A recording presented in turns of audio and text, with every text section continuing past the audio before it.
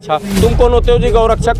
अरे गौरक्षक है तो तमाम गाय प्लास्टिक खाती पर रही हैं, उनको क्यों नहीं रोकता? गाय रक्षक है। अपनी माँ जिसको माँ कह रहा है, माँ को कपड़े पहना के चार दीवारी में क्यों नहीं रखता? ये उसका काम है। तमाम गौशालाओं में गाय मर रही हैं, दम तोड़ रही हैं। वो कहाँ मनेसर कर रहा है? सिर्फ मुसलमानों को मारने के लिए वो गौरक्षक बना हुआ है। देखिए, लोग कहते हैं गौरक्षा, तुम कौन होते हो जी गौरक्षक? तुम होते कौन है? नहीं, गाय हो, बैल हो, घोड़ा हो, हाथी हो, इंसान हो, मुर्गा हो, बकरी, भारत की पूरी संपत्ति का मालिक भारत सरकार है। उसकी सुरक्षा की जिम्मेदारी भारत सरकार की है। तो तुम कौन होते हो फिर? पुलिस नहीं है क्या?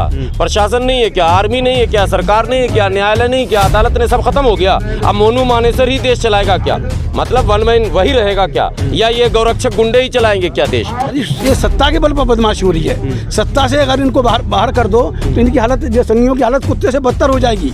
हमें सत्ता से बेदखल करना है, और सत्ता से बेदखल करने के लिए जितने भी दलितों के, मुसलमानों के नेता हैं, सबको एक कान पकड़ के एक जगह बैठाना पड़ेगा। भविष्य में ऐसा मामला फिर ना हो, क्योंकि इससे ध्रुवीकरण भी बढ़ता है और न चाहते हुए भी नफरत, न चाहते हुए भी, कोई नहीं चाह रहा, भारत का कोई मुसलमान नफरत की हिमायत में नहीं है, न चाह के भी हमें बोलना पड़ रहा। नकारात्मक राजनीति बहुत हो गया, गाली गलौज की राजनीति से मजा नहीं आ रहा। हम मिलजुल के एक रास्ता निकालना चाहते हैं। इस देश में कैसे प्यार, प्रेम, भाईचारा, एकता, मोहब्बत, अमन, चैन, सुकून और संवैधानिक व्यवस्था बने, इसके लिए हम कितना कोसेंगे। हम तो सबको कोस ही रहे हैं रात दिन। कोसना नहीं, एक कोशिश करनी है, कोसना छोड़कर कोशिश करनी है, उसमें लगे। नमस्कार, आदाब, सत श्री अकाल। आप देख रहे हैं द नेशन वॉइस और इस वक्त हम राजस्थान के भरतपुर घटमिका गांव में हैं, जहां पर अभी नासिर जुनैद को लेकर जो हत्याकांड हुआ उसमें धरना प्रदर्शन चल रहा है और यहां पे बहुत सारे लोग पहुंचे हुए हैं। इनसे बात करते हैं। क्या कहेंगे सर, जिस तरीके की ये बर्बर घटना हुई जिसने पूरे देश को हिला कर रख दिया? ये सिर्फ इसी घटना ने नहीं, हर घटना ने देश को हिलाया है।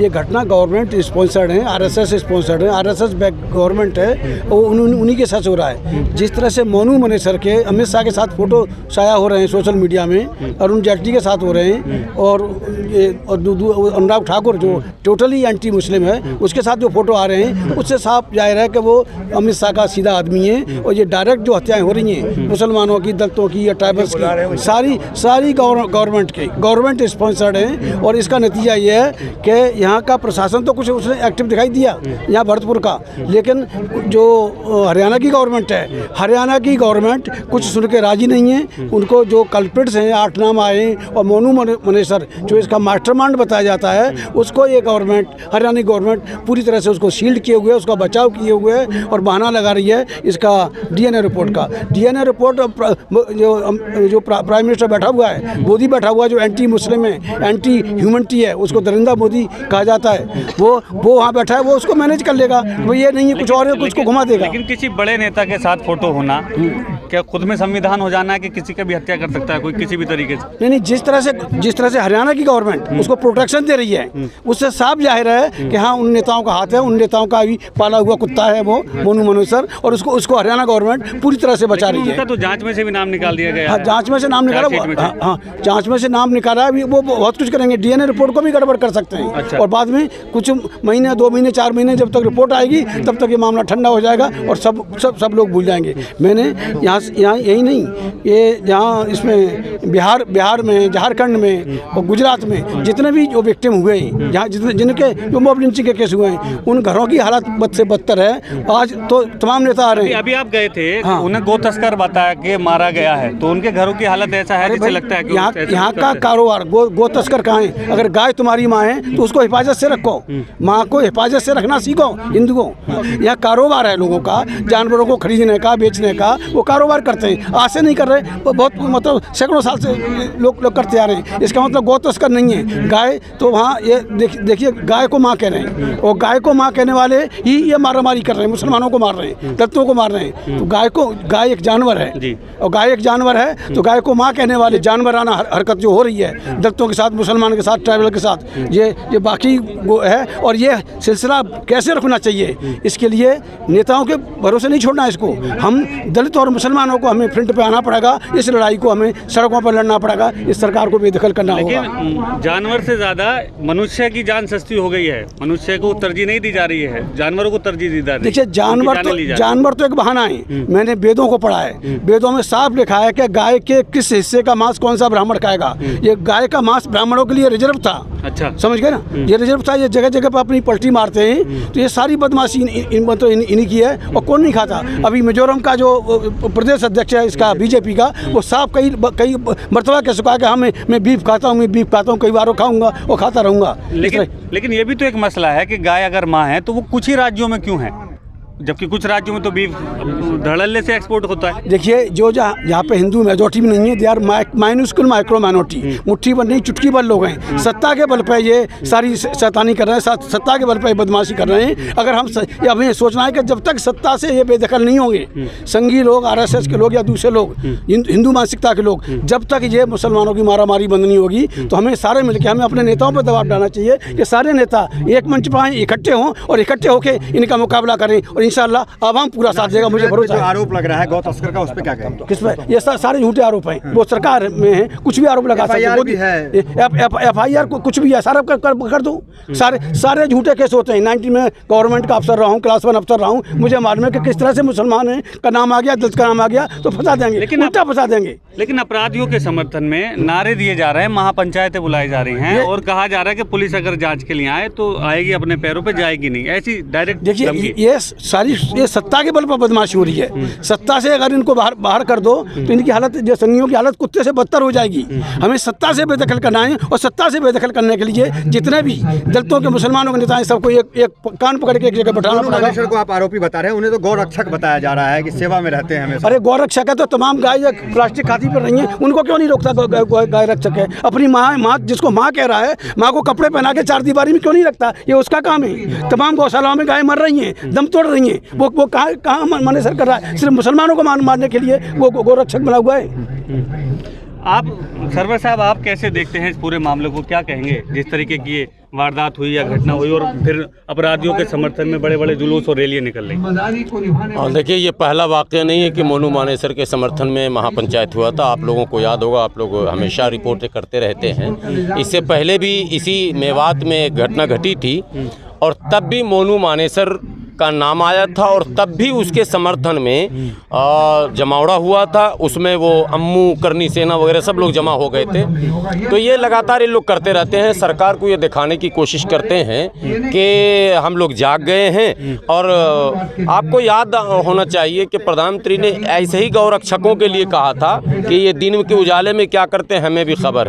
प्रधानमंत्री जी, यदि वाकई आपने सच कहा था और वाकई वो हकीकत है भी, वो आपके दिल की आवाज़ थी, मुल्क में आपकी तारीफ लोग कर रहे थे आपके उस बयान से। आज मैं फिर आप लोगों के चैनल के जरिए प्रधानमंत्री जी से विनती करता हूं कि वही गौरक्षक जो आपने कहा, हम लोगों ने नहीं कहा, हम लोग तो हमेशा कह रहे हैं कि गैर कानूनी लुटेरे हैं, ये हफ्ता वसूली करते हैं, चोला पहन के रात में कांड। ये प्रधानमंत्री जी ने कहा कि गौरक्षा का चोला पहन के रात में क्या करते हैं, दिन में क्या करते हैं, सब निगरानी करेगा, सब खबर है। तो उन पर रोक लगे, एक बात। दूसरी बात है कि लोग कहते हैं गौरक्षा, तुम कौन होते हो जी गौरक्षक? तुम होते कौन है? नहीं, गाय हो, बैल हो, घोड़ा हो, हाथी हो, इंसान हो, मुर्गा हो, बकरी, भारत की पूरी संपत्ति का मालिक भारत सरकार है, उसकी सुरक्षा की जिम्मेदारी भारत सरकार की है। तो तुम कौन होते हो फिर? पुलिस नहीं है क्या? प्रशासन नहीं है क्या? आर्मी नहीं है क्या? सरकार नहीं है क्या? न्यायालय नहीं क्या? अदालत ने सब खत्म हो गया? अब मोनू मानेसर ही देश चलाएगा क्या? मतलब वन मैन वही रहेगा क्या? या ये गौरक्षक गुंडे ही चलाएंगे क्या देश? यहाँ मामला ये नहीं है कि गौरक्षक, एक तो एक आड़ इनको मिला धर्म का। अक्सर आप देखेंगे कि जो बैड एलिमेंट्स हैं ना, वो मजहब की आड़ लेते हैं, बिरादरी की आड़ लेते हैं, ताकि उनकी गलतियों पर पानी आसानी से पर्दा पड़ सके। तो उसी ये मोनू मानेसर धर्म की आड़ में छुप रहा है। लेकिन आपके चैनल के जरिए मैं कह दूं, कल भी मैंने महामहिम राष्ट्रपति महोदय को और प्रधानमंत्री को ज्ञापन सौंपा है कल, और 21 मार्च को हमने बड़े प्रदर्शन का ऐलान किया। बाकी अभी हम लोग आपस में बात कर रहे हैं, तमाम दलित संगठनों से बात कर रहे हैं, तमाम मुस्लिम संगठनों से बात कर रहे हैं कि एक संयुक्त प्रदर्शन और संयुक्त संयुक्त ज्ञापन, एक अकेला इंडिविजुअल मेरा गुलाम सरवर का संगठन या फलां का संगठन नहीं, तमाम संगठनों के लेटर पेड पर एक ज्ञापन प्रधानमंत्री को जाए और उसमें एक 3-4 पॉइंट ही लिख दिया जाए। यदि ऐसा होता है तो ठीक है, नहीं तो हम लोग ये मानेंगे कि आप संविधान मिटाना चाहते हैं तो हम लोग मिटने नहीं देंगे। फिर देश में एक नई जंग शुरू होगी। यदि आप संविधान पर आपने सर भी रखा, आपने लोकसभा में भी सजदा कर लिया, आपने कहा कि हम संविधान की रक्षा करेंगे, शपथ भी ले रहे हैं, दुआई भी दे रहे हैं, और यहाँ खुला उल्लंघन हो रहा साहब। सीबीआई की तो जांच बैठी है ना, तो फिर उस पर कहाँ सीबीआई की जांच बैठी अभी तक? अभी बस हवा में बात है सारी।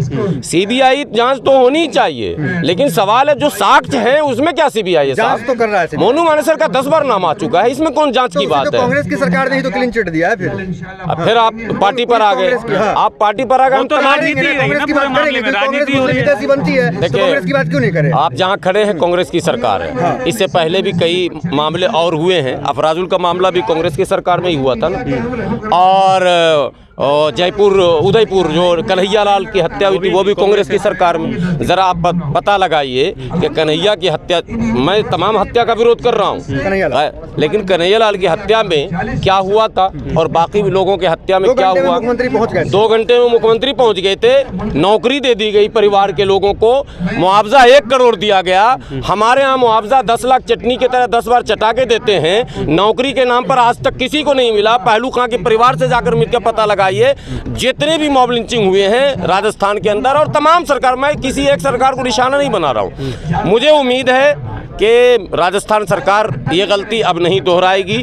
इन दो लेकिन माइनॉरिटी के जो नेता हैं, इमरान प्रतापगढ़ी जैसे हो या यहाँ की जो विधायक हैं, वो भी तो इस सब में पार्टी का ही साथ देते हैं ना, आप लोगों की आवाज़ नहीं बनती। पार्टी, देखिए वो पार्टी के नेता हैं, वो तो अपनी बात करेंगे ना। जो मंत्री महोदया हमारी हैं और जो इमरान प्रतापगढ़ी, वो पार्टी के नेता, उनको हक भी है अपनी पार्टी की बात करने का, हम उनका विरोध नहीं करेंगे, वो उनको हक है। लेकिन उनसे गुजारिश करेंगे, आप अपनी पार्टी पर कहिए, दबाव बनाइए। आप सांसद हैं, आप मंत्री हैं, आप दबाव बनाइए, इंसाफ हैं, आपकी भी तो एक जिम्मेदारी है ना, तो फिर आप क्या योगदान रहेगा? हम लोग नॉन पॉलिटिकल एक्टिविटी में है, लीगल सोशल रहेगा कि आप इंसाफ दिलाएं? नहीं, जो कुछ भी हो सकता है, आर्थिक और राजनीतिक, सामाजिक, आर्थिक भी, ये नहीं कि आए और चले गए, ऐसा मसला नहीं है। आर्थिक मदद भी करेंगे और साथ में न्यायिक लड़ाई के लिए जितनी लंबी प्रक्रिया हो सकती है सुप्रीम कोर्ट तक, उसके लिए हम लोग कमर कसे हुए हैं। और अलग अलग अब नहीं लड़ेंगे, हम लोग जो आपस में बात करेंगे तमाम संगठनों से, अच्छे तालमेल के साथ। देखिए अलग अलग में क्या होता है, क्रेडिट की लड़ाई नहीं है सर, ये मुल्क के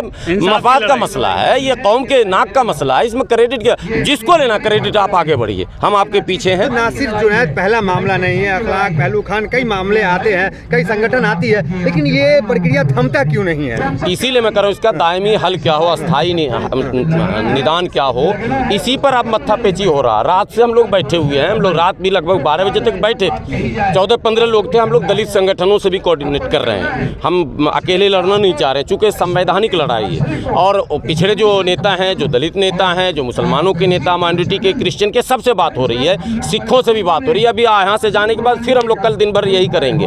हम लोग चाह रहे हैं एक बड़ा रोड मैप तैयार किया जाए कि फ्यूचर में इस तरह की घटनाएं नहीं घटें, भविष्य में ऐसा मामला फिर ना हो, क्योंकि इससे ध्रुवीकरण भी बढ़ता है और न चाहते हुए भी नफरत, न चाहते हुए भी, कोई नहीं चाह रहा, भारत का कोई मुसलमान नफरत की हिमायत में नहीं है, न चाह के भी हमें बोलना पड़ रहा, उसको मारो, उसको पकड़ो। हम तो चाहते हैं कोई कुछ करे नहीं, शांति बनी रहे, रोजी रोटी, पढ़ाई लिखाई की बात हो। मुस्लिम परस्त जो नेता है, क्या वो भी डरे हुए हैं कि कांग्रेस की वहाँ पे सरकार है, दबी जुबान बोल रहे हैं? नहीं, दबी जुबान कोई नहीं बोल रहे हैं। इमरान प्रतापगढ़ी आए थे, परिवार के कांग्रेस के नेता, फोटो खिंचाकर चले गए, मंच पे नहीं है। आप इमरान प्रतापगढ़ी के पीछे हाथ धो के मत पड़िए। देखिए वो कांग्रेस के नेता, आप मेरी बात समझिए, वो कांग्रेस के नेता, वो क्यों बोलेंगे सरकार के खिलाफ? नहीं बोलना चाहिए, उसूल होता है ना, उनका अपना उसूल है। कांग्रेस के कोई मंत्री, मैं कह सकता हूँ, मैं इमरान प्रतापगढ़ी से भी कह सकता हूँ कि आप सांसद हैं, आप सरकार से बात कीजिए। जैसे 1 करोड़ रुपया वहाँ मिला था, दोनों को, नासिर और जुनैद परिवार को 1-1 करोड़ रुपया दिलवाइए, नौकरी दोनों परिवार से 1-1 लोगों को दिलवाइए। ये